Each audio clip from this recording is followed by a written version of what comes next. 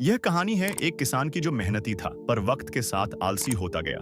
यह कहानी हमें यह सिखाती है कि आलस केवल समय की बर्बादी नहीं करता बल्कि जीवन के सबसे सुनहरे अवसरों को भी हमसे छीन लेता है। कहानी की शुरुआत एक गांव था, हरा भरा शांत और आत्मनिर्भर उसी गांव में रहता था। एक किसान नाम था रामलाल। रामलाल शुरू से ही मेहनती था। सूरज निकलने से पहले खेतों में पहुंच जाता और सूर्यास्त तक काम करता। गांव वाले उसकी ईमानदारी और मेहनत की तारीफ किया करते। रामलाल के पास 5 एकड़ जमीन, एक बैल और एक छोटा सा घर। वह बहुत अमीर नहीं था, पर जो भी था संतोष के साथ जीता था। साल दर साल उसने अपने खेतों से भरपूर फसल उगाई, कुछ बेचता और कुछ अपने परिवार के लिए रखता।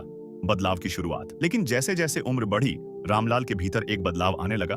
पहले वह सुबह 4-8 बजे उठ जाता था, अब सूरज चढ़ने के बाद उठने लगा। खेतों की जुताई जो पहले खुद करता था, अब दूसरों पर छोड़ने लगा। थोड़ा आराम कर लूं, क्या फर्क पड़ता है, वह सोचता। धीरे धीरे यह थोड़ा आराम उसकी आदत बन गया। खेतों की देखरेख कम होने लगी, बीज समय पर नहीं बोए जाते, ना पानी सही समय पर दिया जाता। पहले जो फसल लहलहाती थी, अब उसमें कीड़े लगने लगे।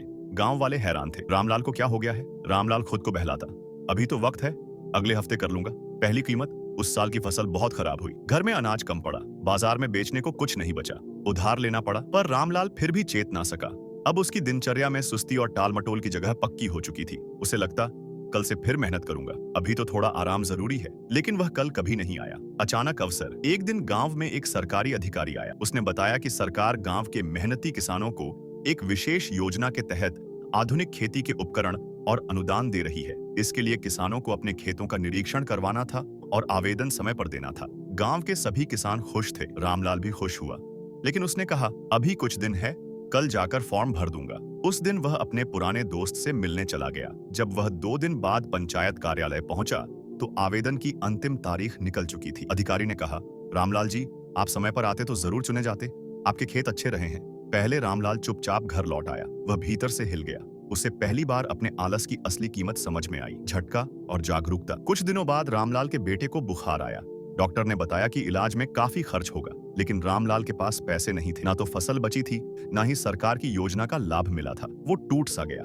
एक रात वह अकेले बैठा अपने पुराने खेतों की तस्वीरें देख रहा था।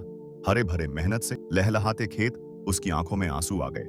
मैंने खुद ही अपनी मेहनत की इज्जत खो दी। उसने खुद से कहा, अब और नहीं, या तो मैं फिर से मेहनत करूंगा या सब कुछ खो बैठूंगा। नया आरंभ। अगली सुबह गांव वाले हैरान रह गए। रामलाल फिर सूरज निकलने से पहले खेत में था, खुद हल चला रहा था, मिट्टी की जांच कर रहा था और हर काम समय पर कर रहा था। लोग कहते, पुराना रामलाल लौट आया है।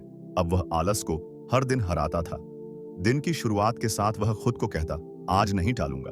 परिणाम, उस साल रामलाल की फसल ने पूरे गांव में सबसे ज्यादा उत्पादन दिया। वह बाजार गया, अच्छा दाम मिला, बेटे का इलाज अच्छे से हुआ और घर में फिर से खुशहाली लौट आई। इस बार सरकार की एक और योजना आई और रामलाल सबसे पहले पहुंचा। अब वह और भी स्मार्ट तरीकों से खेती करने लगा। ड्रिप इरिगेशन, जैविक खाद, मोबाइल ऐप्स से मौसम की जानकारी। उसका खेत अब गांव के बाकी किसानों के लिए प्रेरणा बन गया। समापन। एक दिन रामलाल अपने पोते को खेत में सिखा रहा था। तब पोते ने पूछा, दादाजी, आपने इतना कुछ कैसे किया। रामलाल मुस्कुराया और बोला, बेटा, आलस सबसे महंगी चीज है। यह सिर्फ समय नहीं चुराता, तुम्हारा भविष्य भी खा जाता है जब तक तुम काम करते रहोगे। शिक्षा। इस कहानी से हमें यह सीख मिलती है कि वक्त पर काम करना, निरंतरता और मेहनत ही सफलता की कुंजी है।